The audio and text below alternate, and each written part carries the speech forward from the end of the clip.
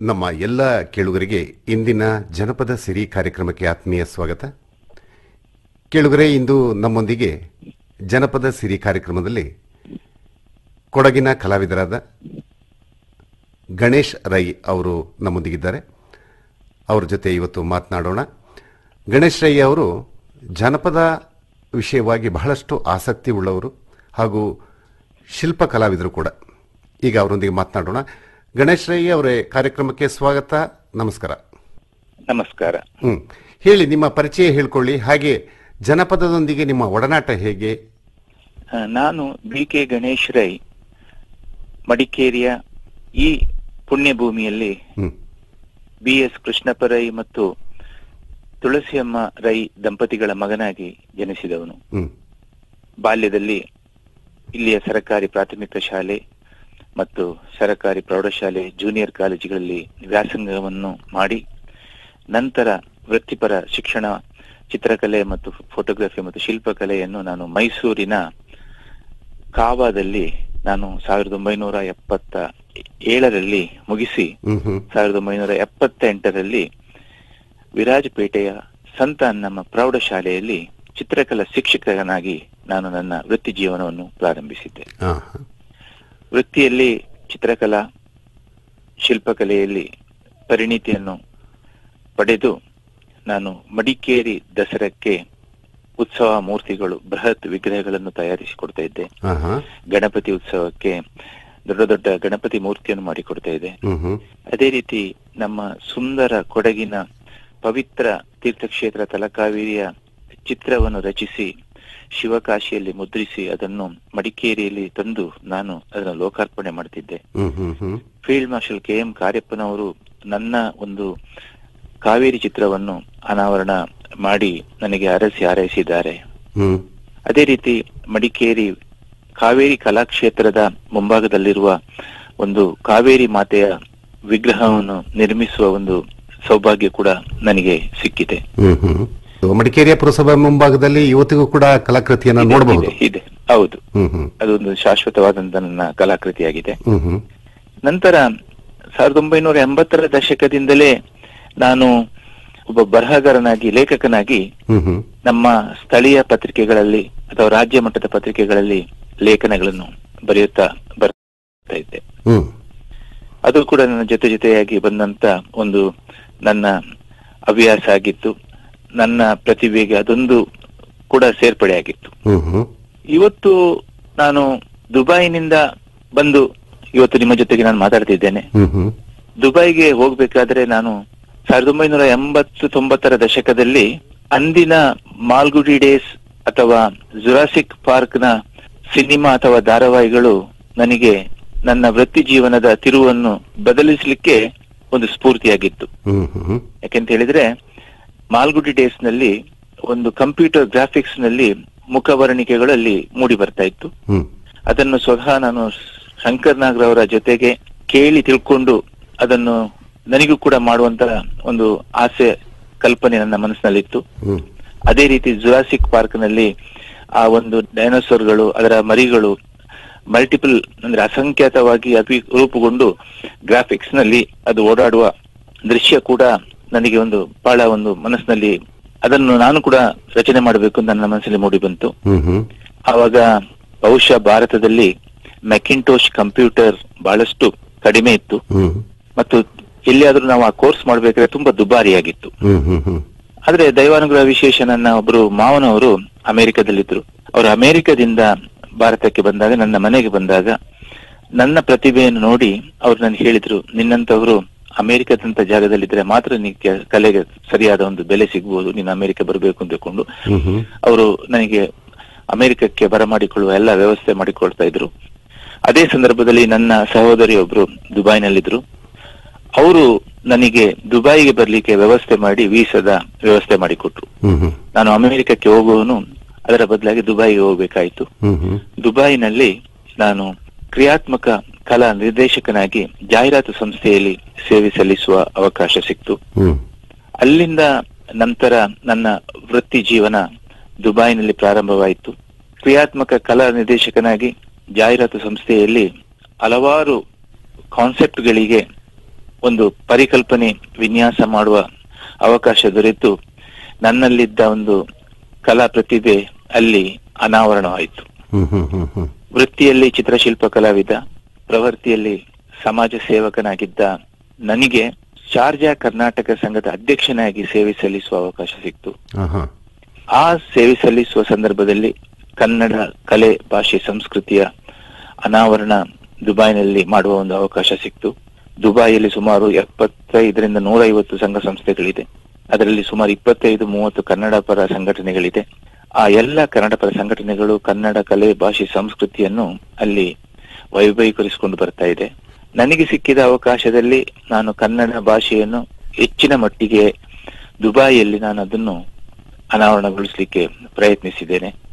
ವೇದಿಕೆಯ ಮೇಲಿರುವ ಚಿತ್ರಪಟಗಳ ಮೇಲೆ ಬೃಹತ್ ಗಾತ್ರದ ಕನ್ನಡದ ಅಕ್ಷರಗಳು, ಅದರ ಕೆಳಭಾಗದಲ್ಲಿ ನಮ್ಮ ಕರ್ನಾಟಕದ ಶಿಲ್ಪಕಲಾ ವೈಭವದ ದೃಶ್ಯ ಸೊಬಗು, ವೇದಿಕೆಯ ಮುಂಭಾಗದಲ್ಲಿ ಆಸೀನರಾಗಿರುವಂತಹ ಪ್ರೇಕ್ಷಕರಿಗೆ ತಾವು ಕನ್ನಡ ನಾಡಿನಲ್ಲೇ ಇದ್ದೇವೆ ಅನ್ನುವ ಭಾವನೆ ಬರುವಂತೆ ಭಾಸವಾಗ್ತಿತ್ತು.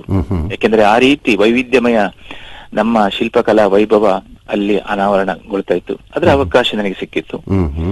ಅದರ ಜೊತೆಗೆ ಲೇಖನಗಳನ್ನು ಬರಿತಾ ಇದ್ದೆ, ಸಂದರ್ಶನಗಳನ್ನು ಮಾಡಿ ವೆಬ್ ಮಾಧ್ಯಮಗಳಲ್ಲಿ ನಾನು ಹಲವಾರು ಸಾಧಕರ ಪರಿಚಯ ಮಾಡ್ತಾ ಇದ್ದೆ. ಅಲ್ಲಿಗೆ ಬಂದಂತ ಗಣ್ಯರು, ಮಹನೀಯರ ಸನ್ಮಾನ ಪತ್ರವನ್ನು ಕೂಡ ನಾನು ವಿನ್ಯಾಸ ಮಾಡಿಕೊಡ್ತಾ ಇದ್ದೆ.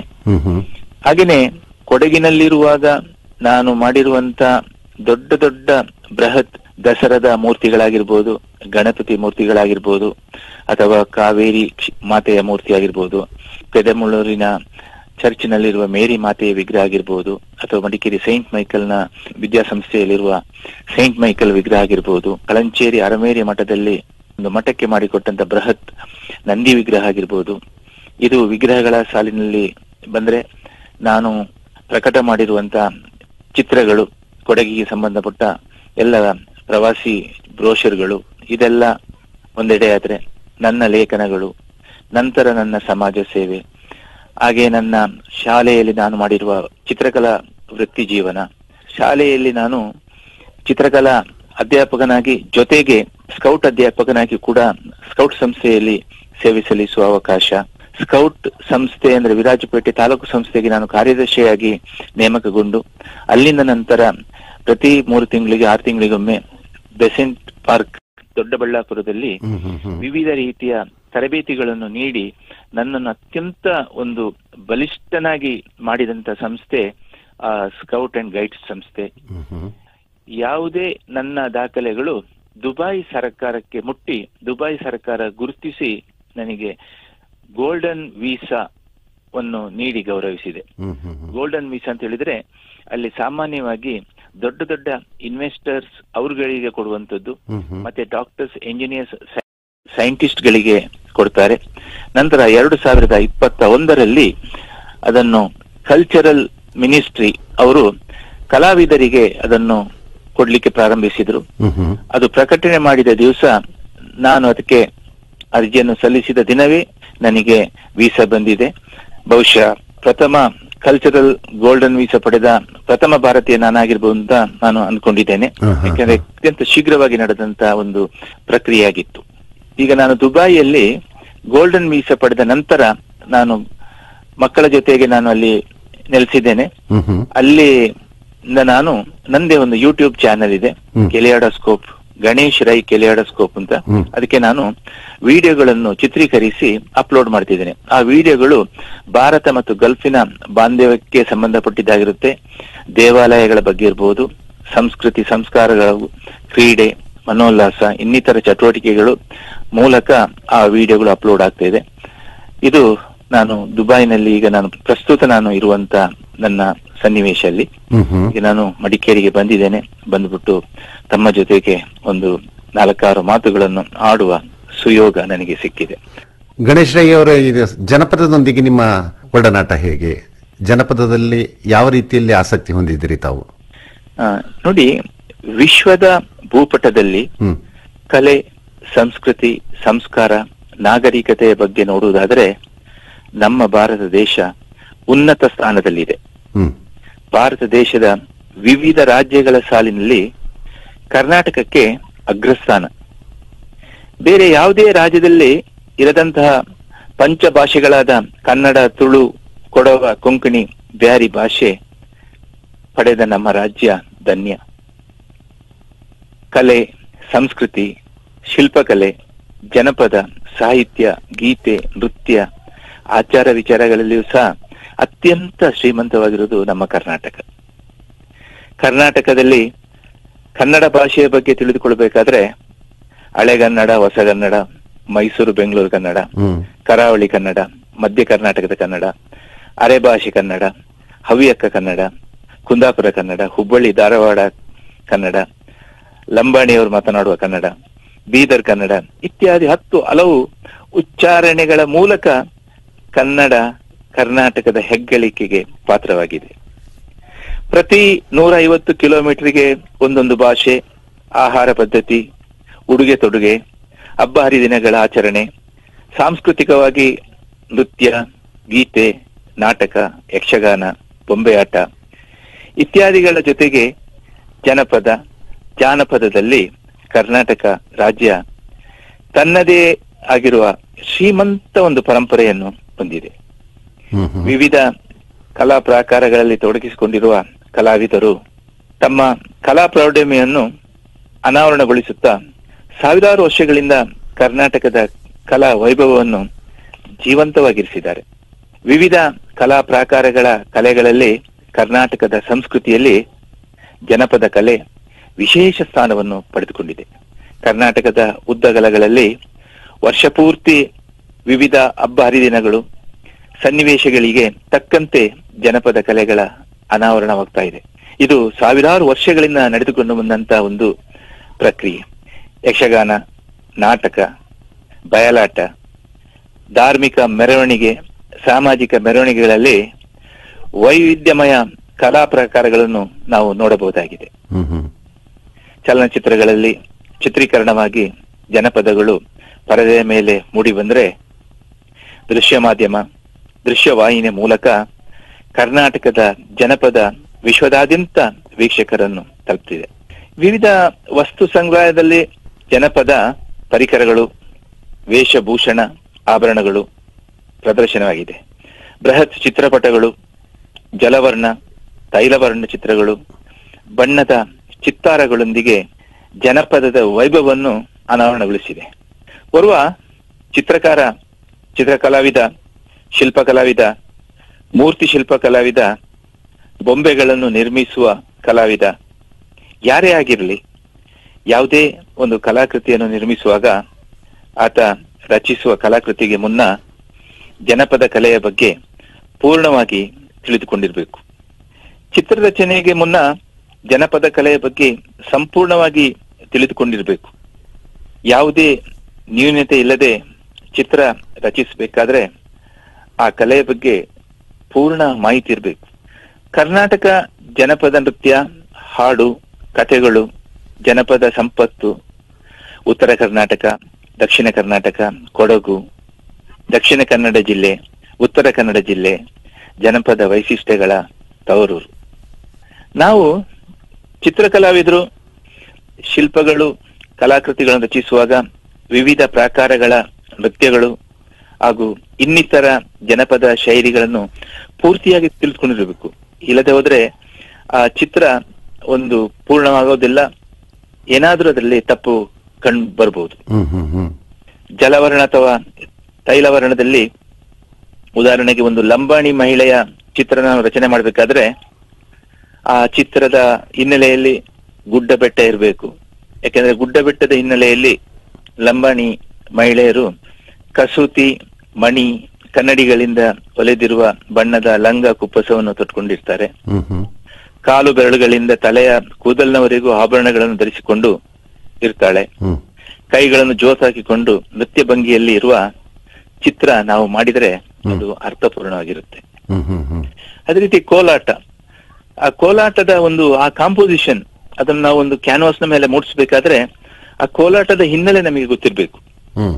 ಕೋಲಾಟ ಚಿತ್ರರಚನೆಯಲ್ಲಿ ವೀರರಸದ ಸೊಗಸಾದ ಗೀತೆಗಳನ್ನು ಆಡುತ್ತಾ ನರ್ತಕರು ಕೋಲು ಹಿಡಿದು ಚಕ್ರಾಕಾರವಾಗಿ ನಿಂತು ಹಾಡಿಗೆ ಸರಿಯಾಗಿ ಗೆಜ್ಜೆ ಕಾಲಿನ ಹೆಜ್ಜೆಗಳನ್ನು ಹಾಕುತ್ತಾ ಕೋಲು ಹೊಯ್ಯುತ್ತಾ ಕುಣಿತಾರೆ, ಜಡೆ ಮುಂತಾದ ಆಕೃತಿಯಲ್ಲಿ ನರ್ತಿಸ್ತಾರೆ.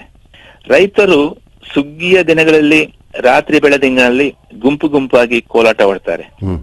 ಕೋಲಾಟವನ್ನು ಗಂಡಸರು ಮತ್ತು ಹೆಂಗಸರು ಆಡ್ತಾರೆ.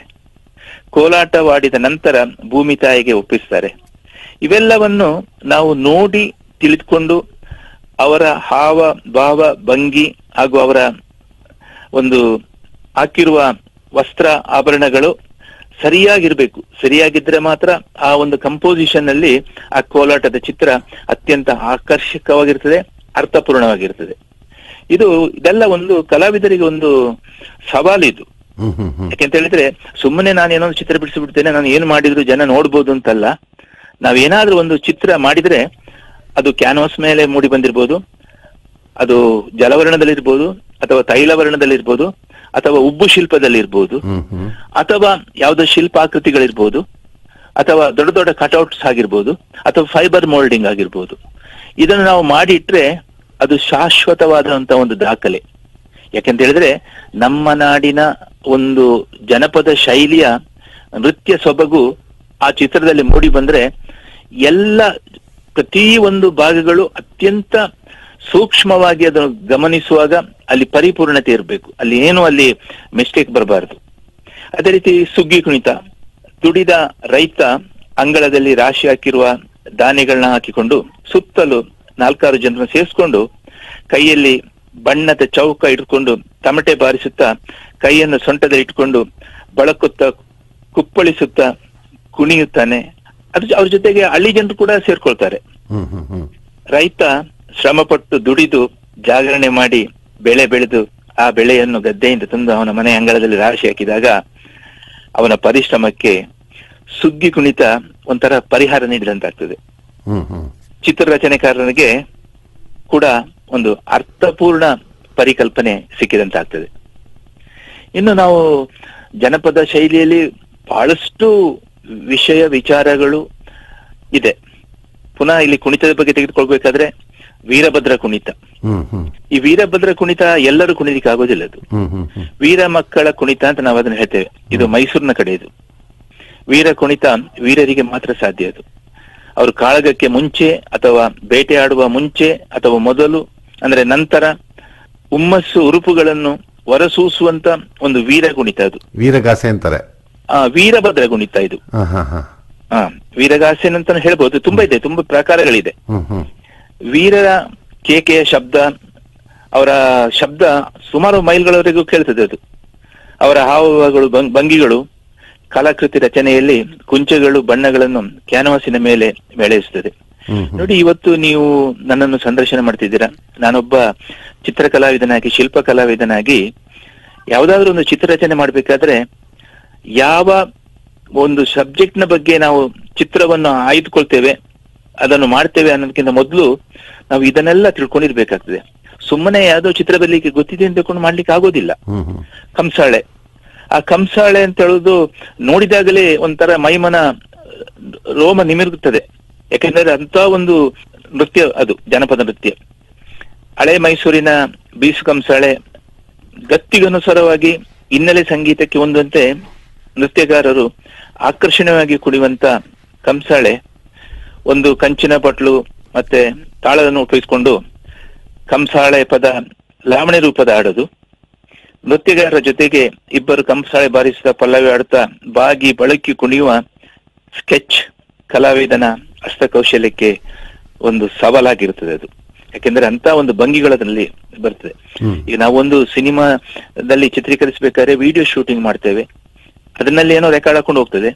ಕ್ಯಾಮರಾದಲ್ಲಿ ನಾವು ಬೇರೆ ಬೇರೆ ಫ್ರೇಮ್ಗಳಲ್ಲಿ ಬೇರೆ ಬೇರೆ ಒಂದು ಭಂಗಿಗಳನ್ನು ನಾವು ಮಾಡ್ಬೇಕಾಗ್ತದೆ. ಇಲ್ಲಿ ತುಂಬಾ ಫ್ರೇಮ್ಗಳು, ತುಂಬಾ ಭಂಗಿಗಳು, ಅದೆಲ್ಲವನ್ನು ಒಂದು ಕ್ಯಾನ್ವಾಸ್ನ ಮೇಲೆ ಒಬ್ಬ ಕಲಾವಿದ ಮೂಡಿಸ್ಬೇಕಾದ್ರೆ ಅಷ್ಟರಲ್ಲಿ ಅವನು ಯಾವುದೋ ಒಂದು ಅತ್ಯಂತ ಆಕರ್ಷಕವಾದಂತ ಮೈಮನ ಸೆಳೆಯುವಂತ ಒಂದು ಭಂಗಿಯನ್ನು ಅವನು ಆರಿಸಿಕೊಂಡು ಚಿತ್ರರಚನೆ ಮಾಡ್ಬೇಕಾಗ್ತದೆ.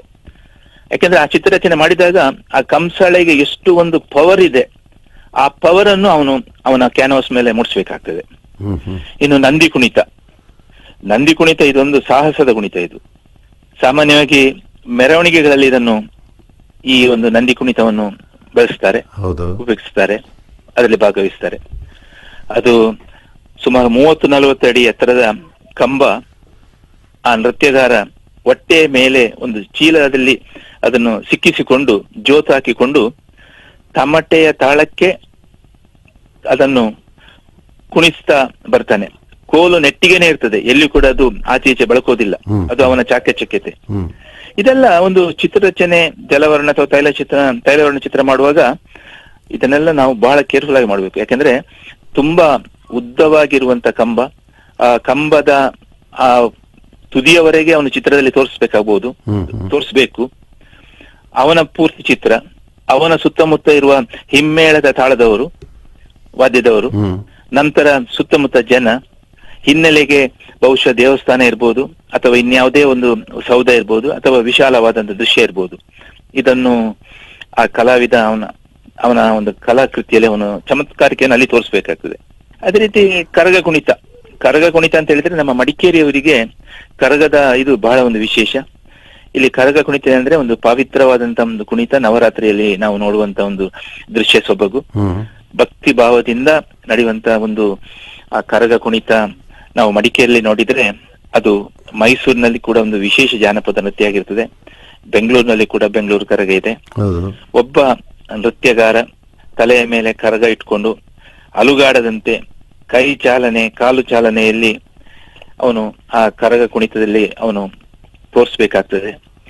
ಇಲ್ಲಿ ಮಡಿಕೇರಿಯಲ್ಲಿ ನಡೆಯುವ ಕರಗ ಉತ್ಸವದಲ್ಲಿ ಅಂತೂ ಅದು ಬಹಳ ಒಂದು ಭಕ್ತಿ ಪ್ರಧಾನವಾಗಿ ನಡೆಯುವಂತ ಒಂದು ಕರಗ ಕುಣಿತ ಆಗಿರ್ತದೆ. ಅದೇ ಸಾಲಿನಲ್ಲಿ ಬರುವಂತದ್ದು ಇನ್ನಿತರ ಕುಣಿತ ಅಂದ್ರೆ ಡೊಳ್ಳು ಕುಣಿತ ಇದೆ, ಬಣಜದ ತಾಂಡ ಕುಣಿತ ಇದೆ, ಕುದುರೆ ಕುಣಿತ ಇದೆ. ಕುದುರೆ ಕುಣಿತ ಅಂದ್ರೆ ನಾವು ಮಡಿಕೇರಿ ದಸರಾದಲ್ಲಿ ನಾವು ನೋಡಿದ್ದೇವೆ, ತಂಜಾವೂರಿನ ಕುದುರೆ ಕುಣಿತ, ಪೂಜಾ ಕುಣಿತ, ವೀರಗಾಸೆ ಕುಣಿತ, ಪಟ್ಟ ಕುಣಿತ. ಏನು ನಮ್ಮ ಕರ್ನಾಟಕದ ಜನಪದ ಶ್ರೀಮಂತಿಕೆಯ ಸೊಬಗು ವರ್ಣಿಸ್ಲಿಕ್ಕೆ ಅಸಾಧ್ಯ. ಅದು ಅದಷ್ಟು ಬಹಳಷ್ಟು ಇದೆ. ಬಹುಶಃ ನಾವು ಒಂದು ಜನಪದ ಕಲೆಯ ಬಗ್ಗೆ ನಾವು ಒಂದು ಸಂಶೋಧನೆ ಮಾಡ್ಬೇಕಾದ್ರೆ ಇಡೀ ಪೂರ್ತಿ ಕರ್ನಾಟಕವೇ ನಮ್ಗೆ ವಿಶ್ವವಿದ್ಯಾಲಯ ಆಗ್ತದೆ. ನಾನಾಗ್ಲೇ ಹೇಳಿದಾಗೆ ಸುಮಾರು 150 ಕಿಲೋಮೀಟರ್ ದೂರಕ್ಕೆ ಒಂದೊಂದು ವೈವಿಧ್ಯತೆಯನ್ನು ನಾವು ನೋಡ್ಬೋದಾಗಿದೆ. ಇದು ಒಂದು ಜನಪದದ ಒಂದು ಶ್ರೀಮಂತಿಕೆ ಅಂತ ನಾವು ಹೇಳ್ಬೋದು. ಇನ್ನು ನಾವು ಪುನಃ ಕೊಡಗಿಗೆ ಬರೋದಾದ್ರೆ, ಕೊಡಗಿನ ಒಂದು ದೃಶ್ಯ ಸೊಬಗು, ವೀರರ ನಾಡು, ಶೂರರ ನಾಡು. ಈ ನಾಡಿನಲ್ಲಿ ಆಚಾರ, ವಿಚಾರ, ಸಂಸ್ಕೃತಿ, ಸಂಸ್ಕಾರ ದೇಶದ ಇನ್ನಿತರ ಯಾವುದೇ ಭಾಗದಲ್ಲಿ ಇಲ್ಲದಂತ ಒಂದು ಸೊಬಗು ನಮ್ಮ ಕೊಡಗಿನದ್ದು. ಅದರಲ್ಲಿ ಕೂಡ ಕೊಡಗಿನ ಕೊಡವರು ಅವರ ಒಂದು ಕಪ್ಪು ಬಣ್ಣದ ಉದ್ದು ನಿಲುವಂಗಿಯ ಧೋತಿ, ತಲೆಯ ಮೇಲೆ ಒಂದು ರುಮಾಲು ಸುತ್ತಿ ಪೀಚೆ ಕತ್ತಿಯನ್ನು ಸೊಂಟಕ್ಕೆ ಇಟ್ಕೊಂಡು ಅದನ್ನು ಅವರು ಬೇರೆ ಬೇರೆ ವೇಷವನ್ನು ಧರಿಸಿಕೊಂಡು ಅವರು ಹೋಗ್ತಾರೆ. ಕೊಡಗಿನ ಉತ್ತರಿ ನೃತ್ಯ, ಬೊಳಕಾಟ್ ನೃತ್ಯ, ಪೂಜಾ ವಿಧಾನದ ಈ ನೃತ್ಯ ಧಾರ್ಮಿಕ ಸಂದರ್ಭದಲ್ಲಿ ಗಂಡಸರು ಮಾಡಿದರೆ, ಸುಗ್ಗಿಯ ಕಾಲದಲ್ಲಿ ನಡೆಯುವಂತ ಒಂದು ನೃತ್ಯಗಳಿದೆಲ್ಲ. ಅದೇ ರೀತಿ ಕೊಡಗಿನ ಮಹಿಳೆಯರು ಅವರದೇ ಆದಂತ ವಿಶೇಷ ಸೀರೆಯ ಒಂದು ಸೊಬಗನ್ನು ಅವರ ಉಮ್ಮತ್ತಾಟ್ ನೃತ್ಯದಲ್ಲಿ ನಾವು ನೋಡಬಹುದು. ಇದೆಲ್ಲ ಒಬ್ಬ ಕಲಾವಿದನಿಗೆ ಆಯಾಯ ನಾಡಿನ ಸಂಸ್ಕೃತಿ ಸಂಸ್ಕಾರವನ್ನು ಪ್ರತಿಬಿಂಬಿಸಲಿಕ್ಕೆ ಇದೆಲ್ಲ ಒಂದು ನಮಗೆ ಈ ಜಾನಪದ ನೃತ್ಯಗಳು ತುಂಬಾ ಉಪಕಾರ ಆಗ್ತದೆ. ಇನ್ನು ತುಳುನಾಡಿಗೆ ಹೋದ್ರೆ, ತುಳುನಾಡಿನಲ್ಲಿ ಒಂದು ಬುಡಕಟ್ಟು ಜನರಿದ್ದಾರೆ. ಲೇಲೆ ಲೇಲೆ ಅಂತ ಹಾಕೊಂಡು ಲೇಲೆ ಆಡ್ಕೊಂಡು ಪಲ್ಲವಿ ಆಡ್ತಾ ದುಡಿಯ ತಾಳಕ್ಕೆ ತಕ್ಕಂತೆ ಅವರು ಕುಣಿತಾರೆ. ಒಬ್ಬ ದುಡಿ ಬಾರಿಸಿದ್ರೆ ಹೆಂಗಸರು ಬಳಕಿ ಕುಳುಕಿ ಅಲ್ಲಿ ನೃತ್ಯ ಮಾಡೋದು ಒಂದು ಚಿತ್ರ ರಚನೆಗೆಲ್ಲ ಸ್ಫೂರ್ತಿ ನೀಡುವಂಥದ್ದು. ಅದೇ ರೀತಿ ಭೂತ ಕೋಲ. ಈ ಭೂತ ಕೋಲ ಅಂತ ಹೇಳಿದ್ರೆ ನಮ್ಮ ಪಶ್ಚಿಮ ಘಟ್ಟದ ಮಲೆಕುಡಿಯರ ಪಂಗಡದಲ್ಲಿ ವಿಶೇಷವಾಗಿ ಬರುವಂತ ಒಂದು ಭೂತ ನೃತ್ಯ. ಅದು ವೇಷಧಾರಿಗಳು ಜೊತೆಗೆ ಖಡ್ಗಧಾರಿಗಳು ಕಹಳೆ ಕೊಂಬು ವಾದ್ಯಕ್ಕೆ ಮೈಮರೆತು ನೃತ್ಯ ಮಾಡುವಂತ ಆ ದೃಶ್ಯ. ವರ್ಷದ ನಾನಾ ಕಾಲದಲ್ಲಿ ದೈವಗಳ ಜಾತ್ರೆ ನಡೆಯುತ್ತೆ. ಭೂತದ ಆವೇಶ ಪಡೆಯುವ ಪೂಜಾರಿ ವಿಶಿಷ್ಟ ವೇಷ, ತೆಂಗಿನ ಎಳೆಯ ಗರಿಯ ಸುಳಿ ಕಲಾವಿದನ ಕುಂಚಕ್ಕೆ ಬಣ್ಣಗಳನ್ನು ಬಳಸಲಿಕ್ಕೆ ಒಂದು ಉತ್ತೇಜನ ನೀಡುವಂತ ಒಂದು ಭೂತ ನೃತ್ಯ ಅದಾಗಿರುತ್ತೆ. ಇನ್ನು ಯಕ್ಷಗಾನ ಬಯಲಾಟ. ವಿಶ್ವದ ಜನಪದ ಕಲೆಗಳಲ್ಲಿ ಪ್ರಥಮ ಸ್ಥಾನ ಪಡೆದಿರುವಂತ ಕಲೆ ಯಕ್ಷಗಾನ. ಅದು ನಮ್ಮ ಸೌಭಾಗ್ಯ. ನಮ್ಮ ಭಾರತ, ನಮ್ಮ ಕರ್ನಾಟಕ, ನಮ್ಮ ತುಳುನಾಡಿನ ಆ ಒಂದು ಯಕ್ಷಗಾನ ಬಯಲಾಟ ಇವತ್ತು ಜಾಗತಿಕ ಮಟ್ಟದಲ್ಲಿ ಜನಪದ ಕಲೆಯಲ್ಲಿ ಅದು ಪ್ರಥಮ ಸ್ಥಾನ ಪಡೆದಿದೆ ಅಂತ ಹೇಳಿದ್ರೆ ಅದು ನಮ್ಮ ಸೌಭಾಗ್ಯ. ಅಲ್ಲಿರುವ ವೇಷಭೂಷಣಗಳು, ನೃತ್ಯ ಭಂಗಿ, ಆವೇಶದ ಚಲನವಲನ ಇದೆಲ್ಲ ಆ ಯಕ್ಷಗಾನದಲ್ಲಿ ನಾವು ನೋಡ್ಬೋದು. ಚಿತ್ರದ ರಚನೆ ಮಾಡುವಾಗ ಆ ಯಕ್ಷಗಾನದ ಬೇರೆ ಬೇರೆ ಭಂಗಿಗಳಲ್ಲಿ ನಾವು ಮಾಡ್ಬೋದು. ಆ ವೇಷಧಾರಿಗಳು ವಿವಿಧ ಬಣ್ಣಗಳನ್ನು ಬಳಸಿ ತಮ್ಮ ತಮ್ಮ ಮುಖವರ್ಣಿಕೆ ಮಾಡಿಕೊಳ್ಳುವ ದೃಶ್ಯ. ಹಾಗೆ ನಮಗೆ ಆ ಯಕ್ಷಗಾನದಲ್ಲಿ ವೀರರಸ ಪ್ರಧಾನವಾಗಿರುತ್ತೆ. ವೀರರಸ ಅಂತ ಹೇಳಿದ್ರೆ ನೋಡಿ, ನಾವು ಚಿತ್ರರಚನೆ ಮಾಡುವ ಕೂಡ ನಾವು ನವರಸಗಳನ್ನು ನಾವು ಕಲ್ತಿರ್ಬೇಕಾಗ್ತದೆ. ಯಾವುದೇ ಒಂದು ಮುಖದ ಚಿತ್ರವನ್ನು ನಾವು ಮಾಡ್ಬೇಕಾದ್ರೆ ಮುಖದಲ್ಲಿ ನಾವು ಹಾವಭಾವಗಳು, ಭಂಗಿಗಳ ಇದನ್ನು ನಾವು ತೋರಿಸ್ಬೇಕಾದ್ರೆ ನವರಸಗಳು ಕಲ್ತಿರ್ಬೇಕು. ಅಂತ ನವರಸ ಅಂದ್ರೆ ಅದರಲ್ಲಿ ಯಕ್ಷಗಾನದಲ್ಲಿ ವೀರರಸ ಇರ್ತದೆ. ಅವರ ಪ್ರತಿಯೊಂದು ಪಾತ್ರದಲ್ಲಿ ವೀರರಸ ಇರ್ತದೆ. ನಂತರ ಅವರು ಅಲಂಕಾರ ಮಾಡುವಾಗ ಪ್ರತಿಯೊಬ್ಬ ಕಲಾವಿದ ಪಕ್ಕ ಚಿತ್ರ ಕಲಾವಿದನಾಗಿರ್ತಾನೆ. ಯಕ್ಷಗಾನ ಕಲಾವಿದ ಪಕ್ಕ ಚಿತ್ರ ಕಲಾವಿದನಾಗಿರ್ತಾನೆ. ಯಾಕಂತ ಹೇಳಿದ್ರೆ ಅವನ ಮುಖದ ಮೇಲೆ ಅವನು ಮಾಡಿಕೊಳ್ಳುವ ಮುಖವರ್ಣಿಕೆಗೆ ಅವನ ಚಿತ್ರಕಲದ ಪ್ರೌಢಿಮೆ ಇರ್ತದೆ. ಬೇರೆ ಯಾರು ಬಂದು ಅವರ ಮುಖಕ್ಕೆ ಚಿತ್ರ ಬರೆಯೋದಿಲ್ಲ, ಅವ್ರಿಗೆ ಅವರೇ ಬರ್ಕೊಳ್ತಾರೆ ಕನ್ನಡಿ ನೋಡ್ಕೊಂಡು. ಇಂಥ ಒಂದು ದೃಶ್ಯಗಳನ್ನೆಲ್ಲ ಈಗ ವೇದಿಕೆ ಮೇಲೆ ಇರುವ ಒಂದು ಯಕ್ಷಗಾನದ ಕುಣಿತ ಇರ್ಬೋದು ಅಥವಾ ಸಂಭಾಷಣೆಯ ದೃಶ್ಯವನ್ನು ನಾವು ಚಿತ್ರ ಮಾಡಬಹುದು. ಅದೇ ರೀತಿ ಅವರ ಇದು ಮುಖವರ್ಣಿಕೆಯನ್ನು ಮಾಡುವಂತ ಅವರ ಆ ಕೋಣೆಗೆ ಹೋದ್ರೆ ಅಲ್ಲಿ ಅವರ ಬೆಳಕನ್ನು ಎದುರುಗಡೆ ಇಟ್ಕೊಂಡು ಕನ್ನಡಿ ಇಟ್ಕೊಂಡು ಸ್ವತಃ ತಾವೇ ರಚನೆ ಮಾಡುವಂತ ಆ ದೃಶ್ಯವನ್ನು ನಾವು ಕ್ಯಾನ್ವಾಸ್ ನ ಮೇಲೆ ಮೂಡಿಸಿದಾಗ ಅಲ್ಲಿ ಆ ನೆರಳು ಬೆಳಕಿನ ವ್ಯವಸ್ಥೆ ಹಾಗೂ ಆ ಬ್ರೈಟ್ನೆಸ್ ನಂತರ ದೂರ ಹೋದಾಗಿ ಅದು ಮಬ್ಬಾಗಿ ಕಾಣುವಂಥದ್ದು, ಇದೆಲ್ಲ ಒಂದು ಕಲಾವಿದನಿಗೆ ಚಮತ್ಕಾರಿಕೆ. ಯಾವಾಗ್ಲೂ ಈ ನಾನು ಹೇಳಿದಾಗೆ ಚಿತ್ರ ಕಲಾವಿದ, ಶಿಲ್ಪ ಕಲಾವಿದ ಅಥವಾ ಇನ್ನಿತರ ಯಾವುದೇ ಒಬ್ಬ ಶಿಲ್ಪ ಆಗ್ಲಿ ಅಥವಾ ಇನ್ನಿತರ ಯಾರೇ ಬೊಂಬೆಗಳನ್ನು ಮಾಡುವಂತಾಗ್ಲಿ, ಅವ್ರು ಯಾವಾಗ್ಲೂ ಒಂದು ಜನಪದದೊಂದಿಗೆ ಬೆರೆತೋಗಿರ್ಬೇಕು. ಬೆರೆತೋಗಿದ್ರೆ ಮಾತ್ರ ಅವರಿಗೆ ಅವರ ಚಿತ್ರರಚನೆಯಲ್ಲಿ ಅವರಿಗೆ ಒಂದು ಯಶಸ್ಸನ್ನು ಪಡೆಯಲಿಕ್ಕೆ ಸಾಧ್ಯ. ಇನ್ನು ಬೊಂಬೆ ಕುಣಿತ ಅಂತ ಹೇಳುವಾಗ ಬಹಳಷ್ಟು ನಾವು ಜಾಗದಲ್ಲಿ ನೋಡಿರ್ತೇವೆ. ಬೊಂಬೆಗಳಲ್ಲಿ ಗಾರುಡಿ ಬೊಂಬೆ, ಸೂತ್ರದ ಬೊಂಬೆ, ತೊಗಲು ಬೊಂಬೆ, ಹಾಗೆ ಸಣ್ಣ ಸಣ್ಣ ಹಗುರವಾದಂತ ಕಥಾಪಾತ್ರಕ್ಕೆ ತಕ್ಕಂತೆ ಬೊಂಬೆಗಳನ್ನ ಅವರು ತಯಾರಿಸ್ಕೊಳ್ತಾರೆ. ಇದೆಲ್ಲ ನಾವು ದೂರದಿಂದ ನೋಡಿದಾಗ ಸೂಕ್ಷ್ಮವಾಗಿ ಕಂಡಾಗ ಅಲ್ಲಿ ನಮಗೆ ನೂಲು ಕಾಣೋದಿಲ್ಲ. ಅಷ್ಟು ತೆಳುವಾದ ನೂಲು, ಅದನ್ನು ಆದಷ್ಟು ಮರ್ಜಿ ಮಾಡ್ಲಿಕ್ಕೆ ಅವರು ಪ್ರಯತ್ನ ಪಟ್ಟಿರ್ತಾರೆ. ಆ ಒಂದು ದೃಶ್ಯ ಸೊಬಗನ್ನು ಒಬ್ಬ ಚಿತ್ರಕಾರ ತನ್ನ ಕ್ಯಾನ್ವಾಸ್ ನಲ್ಲಿ ಮೂಡಿಸ್ಬೇಕಾದ್ರೆ ಅವನಿಗೆ ಅದರ ಹಿನ್ನೆಲೆ, ಅದರ ಹಿಂಬದಿಯ ಅವರ ತಾಂತ್ರಿಕತೆ, ಅವರ ಒಂದು ಆ ಹಸ್ತಕೌಶಲ್ಯವನ್ನು ಕೂಡ ಅವನು ಚೆನ್ನಾಗಿ ನೋಡಿ ತಿಳ್ಕೊಂಡಿರ್ಬೇಕು. ಆಗ ಮಾತ್ರ ಅವನು ಆ ಒಂದು ಮನಸ್ಸಿನಲ್ಲಿ ಅದನ್ನು ಮೂಡಿಸಿಕೊಂಡು, ಯಾಕೆಂತ ಹೇಳಿದ್ರೆ ಒಂದು ಚಿತ್ರ ರಚನೆ ಮಾಡುವಾಗ ಅಲ್ಲಿ ಪ್ರದರ್ಶನ ನಡೆಯುವಾಗ ಅವನು ಕೂತ್ಕೊಳ್ಳಿ ಚಿತ್ರ ಮಾಡ್ಲಿಕ್ಕೆ ಆಗೋದಿಲ್ಲ. ಅವನ ಸ್ವಂತ ಜಾಗದಲ್ಲಿ ಕುಳಿತುಕೊಂಡು ಒಂದು ಪ್ರಶಾಂತ ವಾತಾವರಣದಲ್ಲಿ ಅವನು ಚಿತ್ರರಚನೆ ಮಾಡ್ತಾನೆ. ಚಿತ್ರರಚನೆ ಮಾಡ್ಬೇಕಾದ್ರೆ ಅವನು ಅದನ್ನೆಲ್ಲ ನೋಡಿ ತಿಳ್ಕೊಂಡಿರ್ಬೇಕು. ಆ ಬೊಂಬೆಗಳ ವಸ್ತ್ರ ವಿನ್ಯಾಸಗಳು, ಆ ಬೊಂಬೆಗಳ ಆಕಾರ, ಆ ಬೊಂಬೆಗಳ ಯಾವ ಪಾತ್ರ, ಇದೆಲ್ಲ ಅವನ ಮನಸ್ಸಲ್ಲಿ ಮೂಡಿಸಿಕೊಂಡಿದ್ರೆ ಮಾತ್ರ ಚಿತ್ರ ಮಾಡ್ಲಿಕ್ಕೆ ಸಾಧ್ಯ. ಇದು ಜಾನಪದ ನೃತ್ಯ. ಈಗ ಜಾನಪದ ನೃತ್ಯ ಅಂತ ಹೇಳಿದ್ರೆ ಕರ್ನಾಟಕದಲ್ಲಿ ಸಾವಿರಾರು ಬಗೆಯ ಜಾನಪದ ಗೀತೆಗಳಿದೆ, ನಾಟಕ ಇದೆ, ಚಲನಚಿತ್ರ ಇದೆ. ಮೆರವಣಿಗೆಯಲ್ಲಿ ವಿವಿಧ ರೀತಿಯ ಜಾನಪದ ನೃತ್ಯಗಳನ್ನು ನಾವು ನೋಡ್ತೇವೆ. ಅದು ಯಾವುದೇ ಆಗಿರ್ಬೋದು, ದಸರಾ ಹಬ್ಬದ ಮೆರವಣಿಗೆ ಆಗಿರ್ಬೋದು, ಸಾಹಿತ್ಯ ಸಮ್ಮೇಳನದ ಮೆರವಣಿಗೆ ಆಗಿರ್ಬೋದು, ಅಥವಾ ಯಾವುದೇ ದೇವಸ್ಥಾನದ ಜಾತ್ರಾದ ಮೆರವಣಿಗೆ ಆಗಿರ್ಬೋದು, ರಥದ ಮೆರವಣಿಗೆ ಆಗಿರ್ಬೋದು, ಅಥವಾ ಇನ್ನೇನಾದ್ರೂ ರಾಜಕೀಯ ವ್ಯಕ್ತಿಗಳ ಮೆರವಣಿಗೆ ಆಗಿರ್ಬೋದು, ಎಲ್ಲಿ ಆದ್ರೂ ನಾವು ನೋಡಿದಾಗ ಹೆಚ್ಚಾಗಿ ನಾವು ಒಂದು ಜನಪದ ಚಿತ್ರಗಳ ಒಂದು ದೃಶ್ಯವನ್ನು ನಾವು ನೋಡ್ತೇವೆ. ಬೇರೆ ಬೇರೆ ಪ್ರಾಕಾರಗಳು ಅಲ್ಲಿ ಆ ಮೆರವಣಿಗೆಯಲ್ಲಿ ಇರುತ್ತೆ.